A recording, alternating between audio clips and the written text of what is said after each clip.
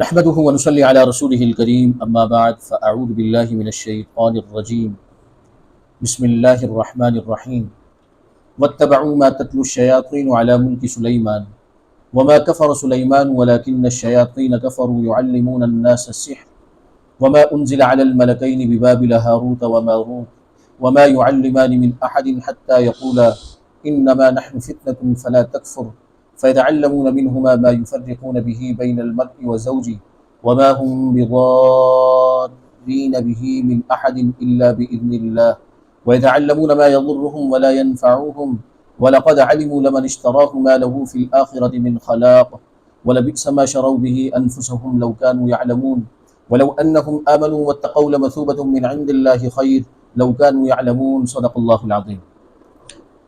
یہود کے احوال چل رہے تھے۔ یہود کی بری خصلتوں میں سے ایک خصلت یہ تھی کہ نبوت کی تعلیمات کو چھوڑ کر جادو کی تعلیمات پر آ گئے۔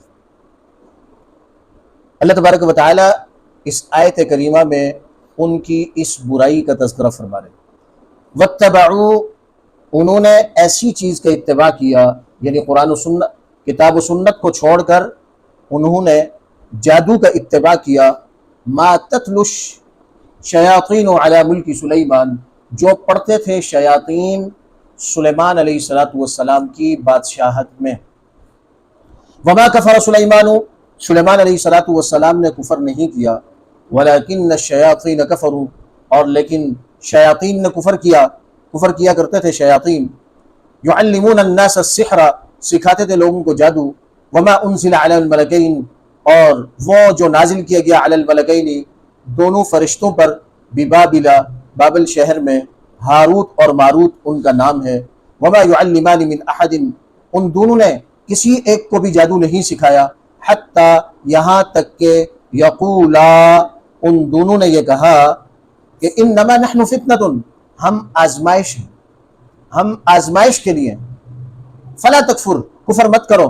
فیتعلمون منہما، سو بعض لوگ ان دونوں سے سیکھتے ما، وہ چیزیں، یفرقون بہ بین المرء وزوجہ، کہ اس کے ذریعے کسی مرد اور اس کی بیوی میں تفریق پیدا کر دیتے۔ وما هم بضارین بہ من احد الا باذن اللہ، اور یہ جادوگر لوگ اس کے ذریعے کسی کو نقصان نہیں پہنچا سکتے الا باذن اللہ، مگر اللہ کے حکم سے۔ ویتعلمون ما یضرهم ولا ينفعهم، اور سیکھ لیتے ہیں ایسی چیزیں، یضرهم، جو ان کو تکلیف پہنچاتی ہیں، ولا ينفعهم، اور ان کو نفع نہیں پہنچاتی۔ وَلَقَدْ عَلِمُوا لَمَنِ اشْتَرَاهُ مَا لَهُ فِي الْآخِرَةِ مِنْ خَلَاقٍ، اور ضرور یہ یہودی بھی اتنا جانتے ہیں کہ لمن اشتراہ، کہ جو شخص اس کو اختیار کرے، اس کو خریدے، ما له فی الآخرۃ من خلاق، یعنی جادو سیکھے اور یہ اس کو خریدے، اس کو لے، ما له فی الآخرۃ من خلاق، ایسے شخص کا آخرت میں کوئی حصہ باقی نہیں۔ وَلَبِئْسَ مَا شَرَوْا بِهِ أَنفُسَهُمْ، اور بے شک بری ہے وہ چیز، یعنی سحر و کفر، جس میں وہ لوگ اپنی جان دے رہے ہیں۔ ما شروا به انفسهم، اپنے جسم کے بدلے، اپنے نفس کے بدلے اسے خرید رہے ہیں، اپنی جان دے رہے ہیں۔ لو كانوا يعلمون، کاش کہ وہ اتنا جانتے سمجھ رکھتے۔ ولو انہم آمنوا، اگر وہ لوگ ایمان لاتے، واتقوا، اور تقوی اختیار کرتے، لمثوبۃ من عند اللہ، تو خدا تعالیٰ کے ہاں ان کا بہتر معاوضہ تھا۔ لو كانوا يعلمون، کاش ان کو اتنی عقل ہوتی کہ وہ یہ سمجھ لیتے۔ سلیمان علیہ السلام کے زمانے میں چونکہ ان کی حکومت انسانوں پر بھی تھی اور جنات پر بھی تھی، اور انسانوں اور جنات کا باہم اختلاط تھا، آپس میں ایک ساتھ رہتے تھے۔ اس اختلاط کی وجہ سے جنات نے لوگوں کو جادو سکھانا شروع کیا، اور جادو اتنے عروج پر تھا کہ لوگ نبوت اور جادو کے بیچ میں فرق نہیں کر پا رہے تھے۔ نبی اور جادوگر کی، یعنی جس طرح ایک نبی کی تعظیم کی جاتی ہے، جادوگر کی بھی ایسے ہی تعظیم کرتے۔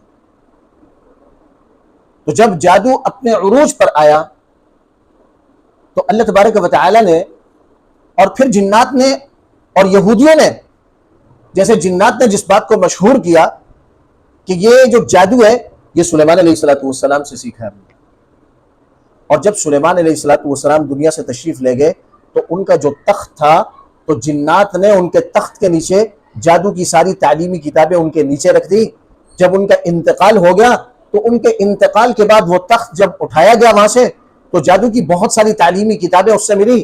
تو جنات نے یہ مشہور کر دیا کہ سلیمان علیہ السلام جادو کے زور پر سارے لوگوں کو کنٹرول کیے ہوئے تھے. حالانکہ جادو، جادوگر، جادو سیکھنا، جادو کرنا، اس پر اعتقاد رکھنا، عمل کرنا، یہ کفر ہے. اور جنات کے باہم رہتے رہتے یہودیوں کو بھی اس پر اثرات پڑے اور یہودی بھی اس کے پیچھے اسی طرح لگ گئے کہ وہ جناب جادو اور نبوت کے بیچ میں، یعنی نبوت کو چھوڑ کر، نبوی تعلیمات کو چھوڑ کر جادو کے پیچھے لگ. اور ہر زمانے میں اس طرح ہوتا ہے، ہر زمانے میں اس طرح ہوتا ہے. آج کے زمانے میں اگر آپ دیکھنا چاہتے ہیں تو آپ دیکھیں کہ ایک مستند عالم دین کے پاس مسئلہ پوچھنے کے لیے جانا مشکل لگ رہا ہے، اس کو سننا مشکل لگ رہا ہے، کیونکہ وہ عمل کی بات کرتا ہے. کس کی بات کرتا ہے؟ عمل کی. اور عمل میں جان لگتی. جبکہ سوشل میڈیا پر فتنہ پرداز جتنے بھی ہیں ان کے فالوورز زیادہ ہیں. لوگ صحیح دین اسلام کو چھوڑ کر اشکالات، اعتراضات، دین کی بنیادیں ہلانے والوں کے پیچھے زیادہ لگے. تو اس زمانے میں یہودی بھی جو ہے نبوی تعلیمات کو چھوڑ کر جادو کے پیچھے لگے. تو یہ ہر زمانے کی بات ہے. اب جب انہوں نے جادو کی نسبت سلیمان علیہ السلام کی طرف کی تو یقینی طور پر کسی نبی پر کوئی ایسا اعتراض یا کوئی ایسی صورت ان کی طرف اشارتن یا قرایتن کی جائے تو اللہ تبارک و تعالیٰ اس کا براہ راست دفاع کرتے ہیں. اور ایمان والوں کو بھی حکم یہ ہے کہ نبیوں پر اگر کوئی اعتراض کرے تو ان کا دفاع کرے. چنانچہ سلیمان علیہ السلام کی طرف جادو کی نسبت کی گئی تو اللہ تبارک و تعالیٰ نے فرمایا وَاتَّبَعُوا مَا تَتْلُو الشَّيَاطِينُ عَلَى مُلْكِ سُلَيْمَانَ، کہ بھئی یہ تو سلیمان علیہ السلام کی بادشاہت چونکہ جنات پر اور انسانوں پر بیک وقت تھی. لوگ جنات سے جادو سیکھ رہے تھے، جو کچھ شیاطین پڑھتے تھے یہ یہودی اس کے پیچھے چل رہے تھے. وَمَا كَفَرَ سُلَيْمَانُ، سلیمان علیہ السلام نے جادو نہیں کیا، یہ جادو تو کفر ہے. جادو پر اعتقاد رکھنا اور اس کو عمل میں لانا یہ تو کفر ہے. تو سلیمان علیہ السلام نے تو کفر نہیں کیا، کیونکہ نبی کبھی بھی کفر نہیں کر سکتا. نبی تو گناہوں سے معصوم ہوتا ہے. وَلَكِنَّ الشَّيَاطِينَ كَفَرُوا، لیکن یہ جو شیاطین تھے، جنات تھے، انہوں نے کفر کیا. اور صورت کیا تھی؟ يُعَلِّمُونَ النَّاسَ السِّحْرَ، انہوں نے لوگوں کو جادو سکھایا. اور یہ جادو سکھانا کفر ہے، جادو سکھانا کفر ہے. وَمَا أُنزِلَ عَلَى الْمَلَكَيْنِ بِبَابِلَ هَارُوتَ وَمَارُوتَ، ایک تو لوگوں کو انہوں نے جادو سکھایا، اور ایک جادو کی جو تعلیم وَمَا أُنزِلَ عَلَى الْمَلَكَيْنِ، اور اس سحر کی بھی جو کہ ان دونوں فرشتوں پر نازل کیا گیا بابل شہر میں، ہاروت اور ماروت ان کا نام. اب جب جادو اور نبوت، جادوگروں کی شعبدہ بازی اور معجزہ، جادوگر اور نبی، جب لوگ ان میں فرق کرنے کی لوگوں میں تمیز ختم ہوئی تو پھر اللہ تبارک و تعالی نے تکوینی طور پر دو فرشتوں کو دنیا میں بھیجا. سوال یہ پیدا ہوتا کہ نبی سے بھی یہ کام کروا سکتے تھے، لیکن چونکہ نبی بظاہر ایک فریق کے طور پر تھے کہ ایک طرف انبیاء تھے، ان کی تعلیمات تھی اور ان کے معجزات تھے، اور دوسری طرف شیاطین، جادوگر اور ان کی تعلیمات اور ان کا جادو تھا، تو لہٰذا کسی تیسرے کو ثالث کے طور پر بیچ میں آنا چاہیے تھا کہ جو ان دونوں کے بیچ فرق بیان تھا.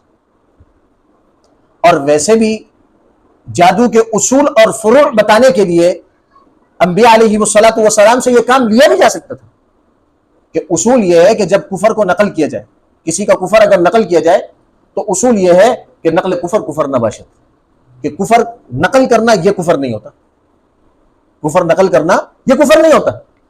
تو اس اصول کے تحت انبیاء بھی بتا سکتے تھے، لیکن چونکہ انبیاء علیہ السلام کی ذوات قدسیہ کے لیے جادو کے ان کلمات کا دہرانا بھی مناسب نہیں تھا، اس لیے اللہ تبارک و تعالی نے تکوینی طور پر فرشتوں سے یہ کام لیا.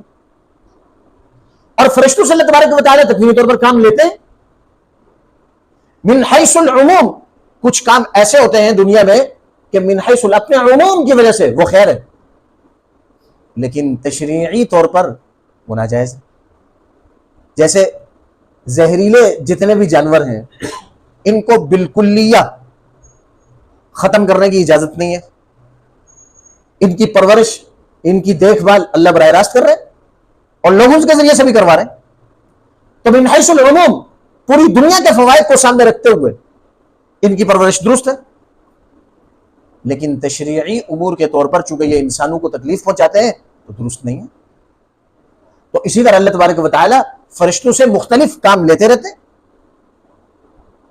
تو اللہ تبارک و تعالی نے ان 2 فرشتوں کو بھیجا بابل شہر میں کہ یہاں پر جادو کا بڑا عروج تھا. اب ان 2 فرشتوں کے ذمہ یہ لگا کہ آپ جادو کے اصول اور فروع لوگوں کو سکھائیں، بتائیں. کوئی سیکھنے کے لیے آئے تو اس کو بتائیں. اور جیسے نبوت کو دلائل کے ساتھ واضح کیا کہ یہ نبی ہے، تو اسی طرح ان فرشتوں کو بھی واضح کیا کہ بھئی یہ فرشتہ یہ آزمائش کے لیے. اب کوئی شخص بھی ان کے پاس آتا تو یہ ان کو کہتے ہیں کہ بھئی دیکھیں ہم آزمائش کے لیے ہیں، ہمیں تو اللہ نے اس لیے بھیجا ہے کہ جادو بتائیں کوئی اگر پوچھے تو، لیکن جادو کی حقیقت بیان کریں کہ جادو کفر ہے اور انبیاء کی تعلیمات یہ اللہ کی طرف سے ہے اور اس پر عمل پیرا ہونے پر جنت ملے گی، اور جادو اختیار کرنے کی وجہ سے جہنم کا راستہ ہموار. چنانچہ کوئی بھی ان سے سیکھنے کے لیے آتا تو یہ سب سے پہلے ان سے کیا کہتے ہیں؟ حتی یقولا انما نحن فتنۃ فلا تکفر، کہ ہم آزمائش کے لیے ہیں، فلا تکفر، کہیں ایسا نہ ہو کہ تم ہم سے اس لیے سیکھو کہ ہم اس لیے سیکھ رہے ہیں کہ تاکہ ہم جادو سے بچ سکیں، جادو سے بچ سکیں. سیکھو تو اس لیے، لیکن پھر اپنے طور پر تم اس جادو میں مبتلا ہو جاؤ اور کفر کرنے لگو، ایسا مت کرو. چنانچہ ان 2 فرشتوں نے اپنی ذمہ داری اور اپنی ڈیوٹی دی کہ جادو کے اصول اور فروع بھی بتلائے اور جادو اور جادوگروں کی نفرت لوگوں کے دلوں میں بٹھائی اور انبیاء علیہ السلام کی نبوت اور ان کی تعلیمات کی تعظیم لوگوں کے دلوں میں بٹھائی. لیکن پھر بھی کچھ لوگ آتے بد باطن قسم کے، وہ ان سے یہ کہہ کے سیکھتے کہ یہ ہمیں سکھا دیں تاکہ ہم اس سے بچ سکیں، ہم اس سے بچ سکیں، یہ ہمیں سکھا دیں. اور پھر جب سیکھنے کے بعد جاتے اور جا کر جادو میں مبتلا ہو جاتے اور ایسا جادو، ایسی تعلیمات، ایسا جادو کرتے کہ جن کے ذریعے مرد اور اس کی بیوی کے بیچ میں کیا افتراق ڈالتے، ان میں دشمنی پیدا کرتے. اس کی مثال ایسے ہے کہ ایک عالم دین نقل و عقل کا ماہر ہے، نقل و عقل کا یعنی روایات بھی بیان کرتا ہے اور عقلیات میں بھی ماہر ہے، فلسفے سے بھی وافر حصہ اس کے پاس ہے. چنانچہ وہ فلسفہ سکھاتا ہے اس لیے تاکہ اس فلسفے کے ذریعے دین پر ہونے والے اشکالات کا جواب دیا جائے. اور اگر اشکال یہ ہو تو اس کا جواب یہ ہے، اگر اشکال یہ ہو تو اس کا جواب یہ ہے، اگر اشکال یہ ہو تو اس کا جواب یہ ہے. یہ ساری جزیات کھول کر بیان کر دے. اور عالم دین کی فکر یہ ہے کہ لوگ فتنے سے بچ جائیں اور سیکھنے والے بھی بظاہر اسی جذبے سے آئے اور ان میں کچھ فتنہ پرور بھی آ جائے اور وہ بھی فلسفہ سیکھ لیں اور انہوں نے جو جزیات اشکال والی سنی اور اس کے جواب بھی سنے لیکن جواب پر دھیان نہیں دیا اور انہی اشکالات کو آگے نقل کر کر کے لوگوں کو گمراہ کرنا شروع کر دیا، اس میں اس عالم دین پر کوئی وبال نہیں. اسی طرح اللہ تبارک و تعالی نے ان 2 فرشتوں کو یہ جادو کی تعلیم دی کہ لوگوں کو جادو کی حقیقت بیان کرے، نبوت اور اس کی تعلیمات کی حقیقت بیان کرے اور انہیں بتلائے کہ اگر یہاں اس حقیقت کو سمجھنے کے بعد اور اس سے بچنے کے لیے اگر کچھ سیکھا، اگر اس میں آگے چل کر تم نے جادو کی طرف آگے بڑھنے لگے تو یاد رکھیے کہ ہم آزمائش کے طور پر ہیں، ان کا وبال تم ہی پر ہے، ہم پر نہیں. تو یہ فرشتے کہتے ہیں فَيَتَعَلَّمُونَ مِنْهُمَا مَا يُفَرِّقُونَ بِهِ بَيْنَ الْمَرْءِ وَزَوْجِهِ. کوئی شخص بھی آتا تو یہ کہتے کہ بھئی حتی یقولا، یہاں تک کہ یہ دونوں کہتے ہیں انما نحن فتنۃ، ہم تو آزمائش ہیں، ہم تو آزمائش میں، فلا تکفر، تم کفر مت کرنا. فَيَتَعَلَّمُونَ، سو بعض لوگ ان دونوں سے، منہما ان دونوں سے سیکھتے، ما ایسی چیز، یفرقون به بین المرء وزوجه، اس قسم کا جادو سیکھ لیتے جس کے ذریعے، جس کے عمل کرنے سے کسی مرد اور اس کی بیوی میں تفریق پیدا کر دیتے. اور پھر اللہ تبارک و تعالی نے نظریہ بیان کیا، عقیدہ بیان کی کہ جب جادو کی یہ صورتحال تھی تو اگر کوئی سیکھ بھی لے تو براہ راست اس جادو سے لوگوں کو براہ راست اپنی مرضی سے نقصان پہنچا سکتا ہے؟ تو اللہ تبارک و تعالیٰ نے اس کی نفی فرمائی، وَمَا هُمْ بِضَارِّينَ بِهِ مِنْ أَحَدٍ، کسی ایک کو اس جادو کے ذریعے یہ تکلیف نہیں پہنچا سکتے، إِلَّا بِإِذْنِ اللَّهِ، مگر اللہ کی اجازت اور حکم سے، کہ جہاں کسی کے مقدر میں اگر اللہ نے یہ چیز لکھی ہے تو اس پر جادو اثر کرے گا، جس پر نہیں لکھی تو اس پر جادو اثر نہیں کرے گا، جادو سے اس کو تکلیف نہیں پہنچا سکے۔ اور جادو ہوتا ہے، برحق ہے، اللہ کے محبوب پیغمبر پر بھی، دیکھیں اس زمانے کے یہودی بھی جادو کے پر لگے، اور اللہ کے پیغمبر کے زمانے میں جو اللہ کے پیغمبر پر جو جادو کیا وہ بھی ایک یہودی لبیب کی بیٹیوں نے کی۔ تو یہ یہود پہلے سے ایسے ہی چلے آ رہے ہیں، اور آج ہمارے زمانے میں اس جادو میں سب سے زیادہ ماہر لوگ وہ یا یہودی ہیں یا یہودیوں کی ذریت روافض اور شیعہ ہیں، یہ اس میں ماہر۔ خیر، میں عرض یہ کر رہا تھا کہ وما هم بضارین به من احد الا باذن اللہ، عقیدہ اور نظریہ یہ ہے، یہ ہر ایمان والے کو ہونا چاہیے کہ کسی کے جادو کرنے سے کوئی جادوگر کسی کو اس وقت تک تکلیف نہیں پہنچا سکتا جب تک کہ اللہ کی مرضی شامل ہو۔ کیوں؟ ما یفتح اللہ للناس من رحمت فلا ممسک لها وما یمسک فلا مرسل لها، اللہ جس کے رحمت کے دروازے کھولتے ہیں کوئی اسے بند نہیں کر سکتا، جس پر روکتے ہیں اسے کوئی کھول نہیں سکتا، طاقتیں ساری اللہ کے پاس ہیں۔ یہ تو دنیا کے اسباب ہیں، اور ان اسباب کے تحت کبھی کسی کو نفع پہنچانا ہو تو نفع پہنچتا ہے، نقصان پہنچانا ہو نقصان پہنچتا ہے۔ دو مریض ہیں، مرض ایک ہی ہے، ڈاکٹر بھی ایک ہے، دوا بھی ایک ہے، ایک کو نفع پہنچاتی ہے اور وہی دوا دوسرے کو ریئیکشن کرتی ہے۔ دوا میں بھی نقص نہیں، اور دوا بذات خود بھی کوئی ایسی چیز نہیں کہ لوگوں کو نفع پہنچا سکے، بلکہ اللہ کی اجازت کی دیر ہے۔ جہاں اللہ کی اجازت آگے کسی نفع پہنچا دے تو دوا نفع بخش ہو جاتی ہے، جہاں اللہ کی اجازت اور حکم نہ ہو وہاں دوا نفع نہیں پہنچا سکتی۔ تو یہ جادو بھی اسی طرح کسی ایک کو نقصان نہیں پہنچا سکتا جب تک کہ اللہ کی مرضی شامل حال نہ ہو۔ وَيَتَعَلَّمُونَ مَا يَضُرُّهُمْ، اور کیا بھئی وہ سیکھتے ایسی چیزیں سیکھ لیتے ما يضرهم جو خود ان کو تکلیف پہنچاتی تھی۔ چنانچہ یہ جادو سیکھنے والے ان پر خود بھی حالات آتے ہیں، مشقتیں آتی ہیں، کیوں؟ اکثر ناپاک رہتے ہیں اور بہت سارے عمل ناپاکی کی حالت میں کرتے ہیں، اور ناپاکی بھی وہ کہ جن میں غسل واجب، ایسی ناپاکی میں عمل کرتے ہیں۔ ولا ينفعهم، اور وہ ان کو نفع نہیں پہنچاتا۔ وَلَقَدْ عَلِمُوا لَمَنِ اشْتَرَاهُ مَا لَهُ فِي الْآخِرَةِ مِنْ خَلَاقٍ، نقصان جادو کا یہ ہے، اور یہ یہودی بھی اچھے طریقے سے جانتے تھے، ان کو پورا علم تھا کہ جو کوئی جادو کو اختیار کرے گا ایسے شخص کے لیے آخرت میں کوئی بھی حصہ نہیں۔ لہذا جادو سے بچنا اس لیے بھی ضروری ہے کہ جادوگر اور جادو کا عمل کرانے والا اس کا آخرت میں کوئی حصہ نہیں۔ وَلَبِئْسَ مَا شَرَوْا بِهِ أَنفُسَهُمْ، اور بے شک بری ہے وہ چیز، یعنی جادو کفر، ما شروا به انفسهم، جس میں وہ لوگ اپنی جان دے رہے ہیں اور آگے سے آگے بڑھتے چلے جا رہے ہیں یہودی۔ لو كانوا يعلمون، اللہ فرمانے کہ کاش کہ یہ علم رکھتے، عقل رکھتے، سمجھ رکھتے، غور و فکر کرتے، تدبر کرتے۔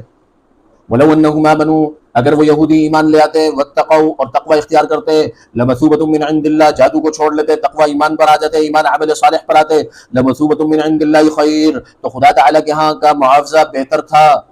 سمجھ آئی بات بھائی؟ لو كانوا يعلمون، کاش کہ ان کو یہ سمجھنے کی عقل ہوتی، اتنی سمجھتے، یہ فرق کر سکتے کہ جادو کیا ہے اور ایمان اور تقوی اور عمل صالح کیا۔ گرامی قدر سامعین، آج کے درس سے مجھے اور آپ کو یہ سبق مل رہا ہے، نمبر 1 کہ جادو کفر ہے، اس کا سیکھنا کفر، اس کا کرنا کفر، اس کا کرانا کفر، اس سے بچنا ہر ایمان والے کے لیے ضروری ہے، ہر ایمان والے کے لیے ضروری، اور صرف دنیا ہی کا نقصان نہیں، آخرت کا بھی نقصان ہے کہ جو جادو میں لگ جائے گا، جادو والے عمل میں آ جائے گا، اللہ کے ہاں آخرت میں اس کے لیے کوئی حصہ نہیں، اور یقیناً کافر کے لیے ویسے بھی آخرت میں کوئی حصہ نہیں۔ لہذا ہمارے معاشرے میں جو اس کا زور چل رہا ہے،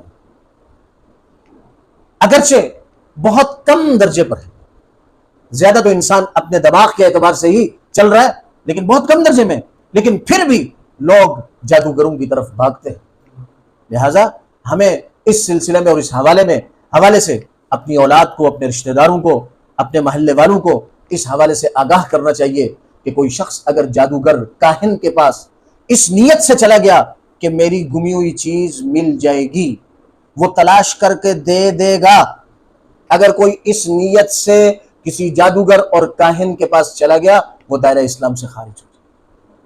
لہٰذا یہ کوئی معمولی سی بات نہیں کہ گھر میں چوری ہوئی، مرد اور عورت سارے ایک بات پر آ رہے کہ فلاں بابا ہے، وہ بتاتے ہیں کہ چوری کس نے کی، آئیں ان کے پاس چلتے ہیں، چور کا معلوم کرتے ہیں، وہ ہمارا معلوم تلاش کر کے دیں گے۔ حالانکہ چیزوں کا اس طرح گم جانا اور پھر ان کے تلاش کرنا، اس طور پر یقین رکھنا کہ وہ اس گمی ہوئی چیز کو واپس لے آئے گا، یہ اعتقاد رکھنا، یہ کفر یا اعتقاد۔ اللہ تبارک و تعالی ہمیں جادو سے بچنے کی توفیق عطا فرمائے اور جادوگروں سے بچنے کی توفیق عطا فرمائے، اور ایسے فتنہ پرور لوگ جتنے بھی ہیں ان کے بارے میں ہمیں لوگوں کو آگاہ کرنے کی توفیق عطا فرمائے۔ اللہ رب العزت قرآن و سنت کی تعلیمات پر عمل کی توفیق عطا فرمائے۔